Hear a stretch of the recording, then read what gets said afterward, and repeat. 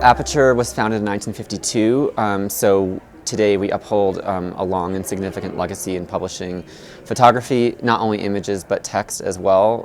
Since the founding, Aperture magazine was very much about putting photography in context and creating space for critical dialogue around photography. And in more recent years, we have placed an emphasis on the social role of photography and telling social stories through image making and visual storytelling.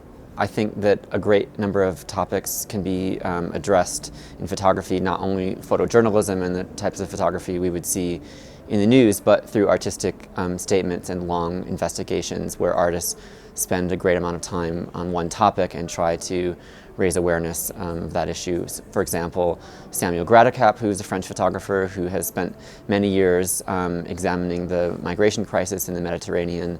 That's just one example of work that we published in Aperture.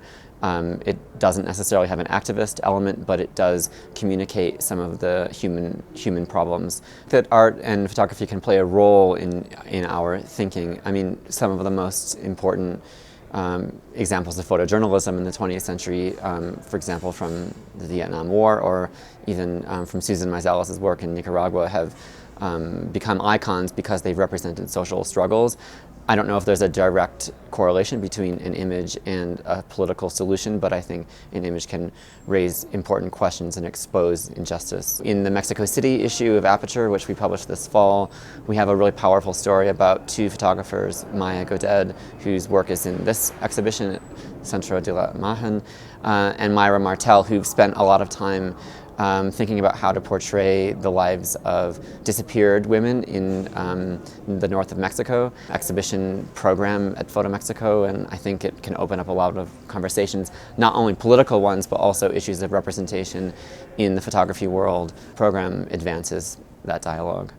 Photography is often a space where of self-invention or self-reinvention, and it can be a private space or a public space, and a space of creating a powerful self-image. So I think photography does have a role in introducing and advocating for marginalized identities and opening up ideas about different cultural groups to the quote-unquote mainstream. We were very honored to collaborate with the Centro de la Imagen on an issue of Aperture that is completely focused on Mexico City and the legacy of photography here in Mexico City, and with, for example, the work of Graciela Iturbide, but also a generation of younger artists, conceptual artists, photographers, image makers, who are making totally fascinating, beautiful, and urgent statements about the image and photography here in Mexico City. They may be rooted in Mexico City, or they may be based here, or they may have the subjects of their work may be based here in Mexico City. But together they kind of tell a kaleidoscopic story about what's happening in photography here.